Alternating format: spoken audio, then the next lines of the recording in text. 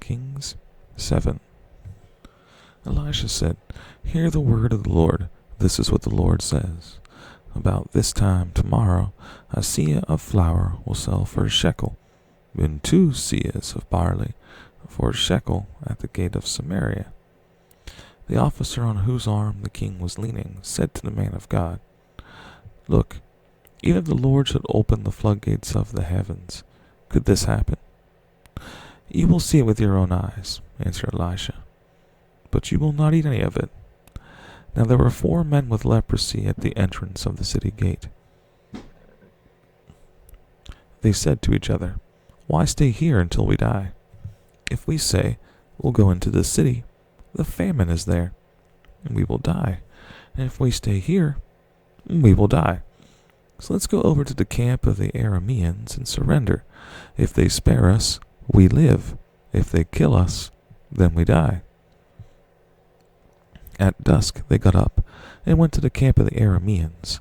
When they reached the edge of the camp, not a man was there, for the Lord had caused the Arameans to hear the sound of chariots and horses and a great army, so that they said to one another, "Look, the king of Israel has hired the Hittite and Egyptian kings to attack us." So they got up and fled in the dusk and abandoned their tents and their horses and donkeys.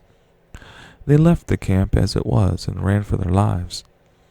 The men who had leprosy reached the edge of the camp and entered one of the tents. They ate, drank, and carried away silver, gold, and clothes, and went off and hid them. They returned and entered another tent and took some things from it and hid them also. Then they said to each other, "We're not doing right. This is a day of good news, and we are keeping it to ourselves. If we wait until daylight, punishment will overtake us. Let's go at once and report this to the royal palace."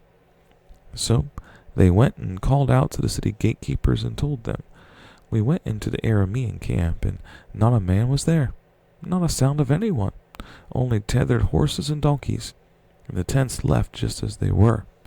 The gatekeepers shouted the news. It was reported within the palace. The king got up in the night and said to his officers, "I will tell you what the Arameans have done to us. They know we are starving.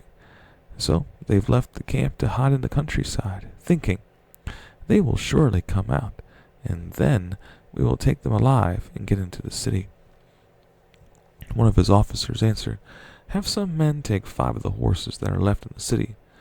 Their plight will be like that of all the Israelites left here. Yes, they will only be like all those Israelites who are doomed. So let us send them to find out what happened." So they selected 2 chariots with their horses, and the king sent them after the Aramean army.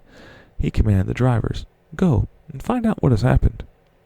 They followed them as far as the Jordan, and they found the whole road strewn with the clothing and equipment the Arameans had thrown away in their headlong flight.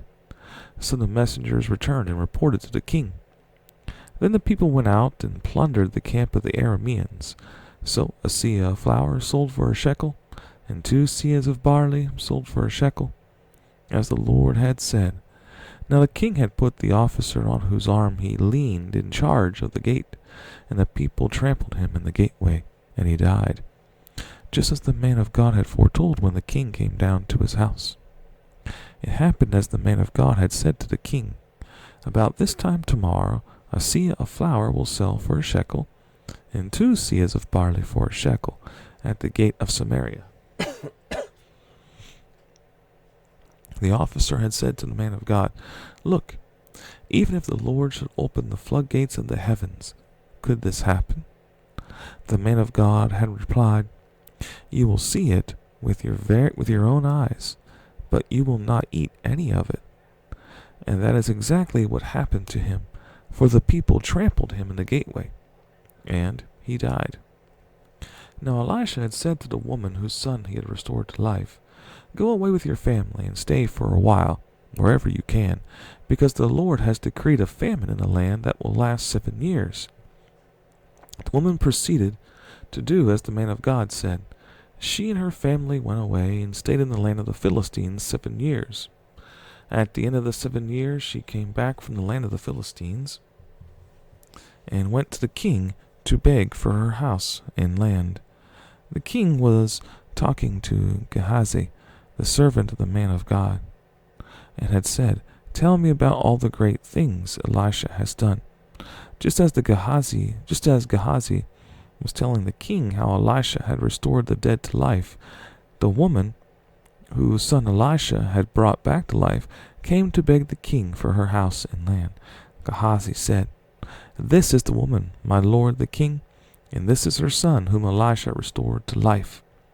The king asked the woman about it. She told him. Then he assigned an official to her case and said to him, "Give back everything that belonged to her, including all the income from her land, from the day she left the country until now." Elisha went to Damascus, and Ben-Hadad, king of Aram, was ill. When the king was told, "The man of God has come all the way up here," he said to Hazael, "Take a gift with you and go to meet the man of God. Consult the Lord through him. Ask him, 'Will I recover from this illness?'"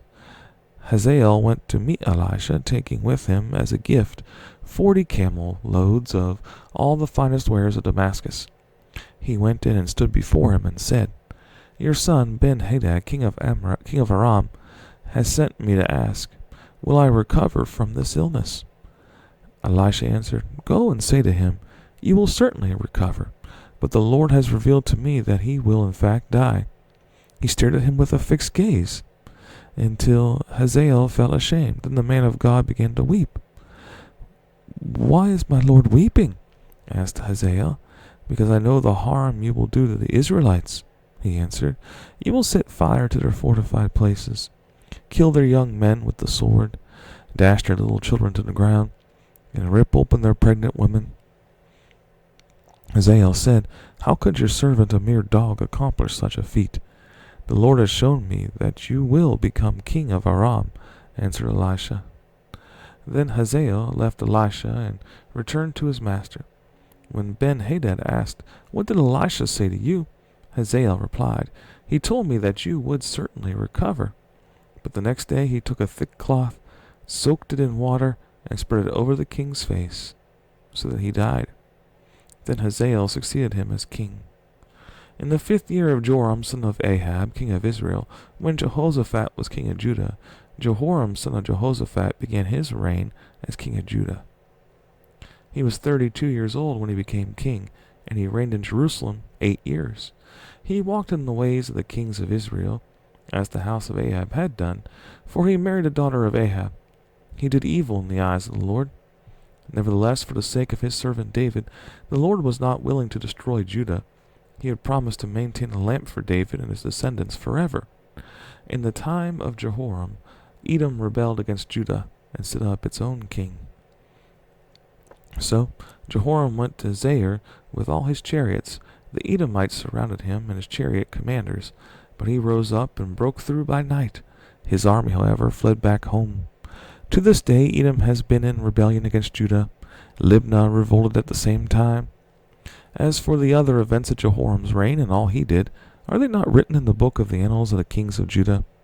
Jehoram rested with his fathers and was buried with them in the city of David. And Ahaziah, his son, succeeded him as king. In the 12th year of Joram, son of Ahab, king of Israel, Ahaziah, son of Jehoram, king of Judah, began to reign. Ahaziah was 22 years old when he became king, and he reigned in Jerusalem 1 year. His mother's name was Athaliah, a granddaughter of Omri, king of Israel. He walked in the ways of the house of Ahab and did evil in the eyes of the Lord, as the house of Ahab had done, for he was related by marriage to Ahab's family. Ahaziah went with Joram, son of Ahab, to war against Hazael, king of Aram, at Ramoth Gilead. The Arameans wounded Joram. So King Joram returned to Jezreel to recover from the wounds the Arameans had inflicted on him at Ramoth in his battle with Hazael, king of Aram. Then Ahaziah, son of Jehoram, king of Judah, went down to Jezreel to see Joram, son of Ahab, because he had been wounded. The prophet Elisha summoned a man from the company of the prophets and said to him, "Tuck your cloak into your belt, take this flask of oil with you, and go to Ramoth Gilead. When you get there, look for Jehu, son of Jehoshaphat, the son of Nimshi. Go to him, get him away from his companions, and take him into an inner room. Then take the flask and pour the oil on his head and declare, 'This is what the Lord says. I anoint you king over Israel.' Then open the door and run. Don't delay." So the young man, the prophet, went to Ramoth Gilead. When he arrived, he found the army officers sitting there. "I have a message for you, commander," he said. "For which of us?" asked Jehu. "For you, commander," he replied. Jehu got up and went into the house. Then the prophet poured the oil on Jehu's head and declared, "This is what the Lord, the God of Israel, says. I anoint you king over the Lord's people, Israel. You are to destroy the house of Ahab your master, and I will avenge the blood of my servants the prophets, and the blood of all the Lord's servants shed by Jezebel. The whole house of Ahab will perish. I will cut off from Ahab every last male in Israel, slave or free. I will make the house of Ahab like the house of Jeroboam, son of Nebat, and like the house of Baasha, son of Ahijah. As for Jezebel, dogs will devour her on the plot of ground at Jezreel, and no one will bury her."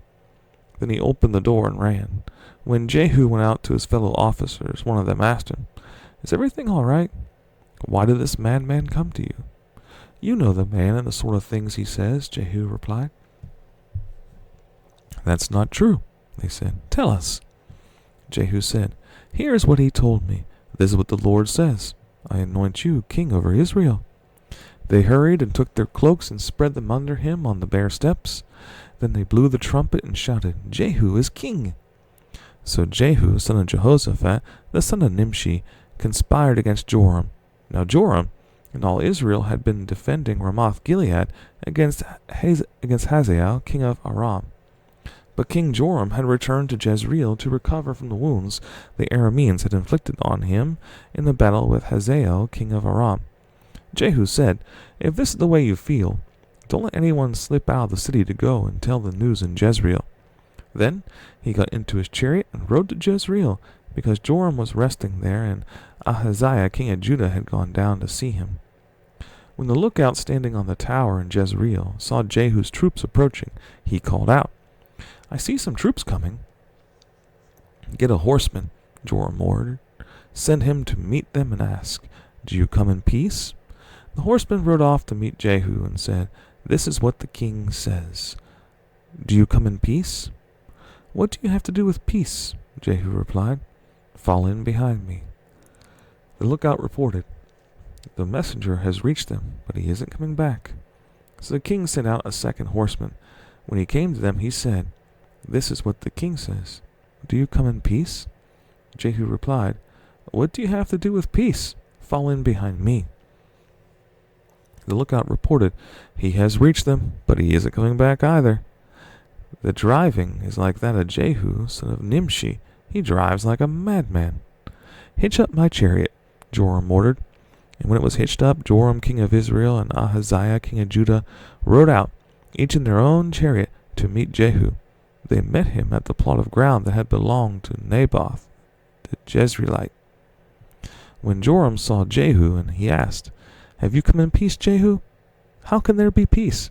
Jehu replied, "as long as the idolatry and witchcraft of your mother Jezebel abound." Joram turned about and fled, calling out to Ahaziah, "Treachery, Ahaziah!" Then Jehu drew his bow and shot Joram between the shoulders. The arrow pierced his heart. He slumped down in his chariot. Jehu said to Bidkar, his chariot officer, "Pick him up and throw him on the field that belonged to Naboth the Jezreelite. Remember how you and I were riding together in chariots behind Ahab his father when the Lord made this prophecy about him? Yesterday I saw the blood of Naboth and the blood of his sons, declares the Lord, and I will surely make you pay for it on this plot of ground, declares the Lord. Now then, pick him up and throw him on that plot, in accordance with the word of the Lord." When Ahaziah, king of Judah, saw what happened, he fled up the road to Beth Hagan. Jehu chased him, shouting, "Kill him too!" They wounded him in his chariot on the way up to Gur near Iblim, but he escaped to Megiddo and died there. His servants took him by chariot to Jerusalem, and buried him with his fathers in his tomb in the city of David. In the 11th year of Joram, son of Ahab, Ahaziah had become king of Judah. Then Jehu went to Jezreel. When Jezebel heard about it, she painted her eyes, arranged her hair, and looked out of the window. As Jehu entered the gate, she asked, "Have you come in peace, Zimri, you murderer of your master?" He looked up at the window and called out, "Who is on my side?" "Who?" 2 or 3 eunuchs looked down at him. "Throw her down," Jehu said. So they threw her down, and some of her blood spattered the wall and the horses as they trampled her underfoot. Jehu went in and ate and drank. "Take care of that cursed woman," he said, "and bury her, for she was a king's daughter." And when they went out to bury her, they found nothing except her skull, her feet, and her hands. They went back and told Jehu, who said, "This is the word of the Lord that he spoke through his prophet Elijah the Tishbite. On the plot of ground at Jezreel, dogs will devour Jezebel's flesh. Jezebel's body will be like refuse on the ground in the plot at Jezreel, so that no one will be able to say, 'This is Jezebel.'"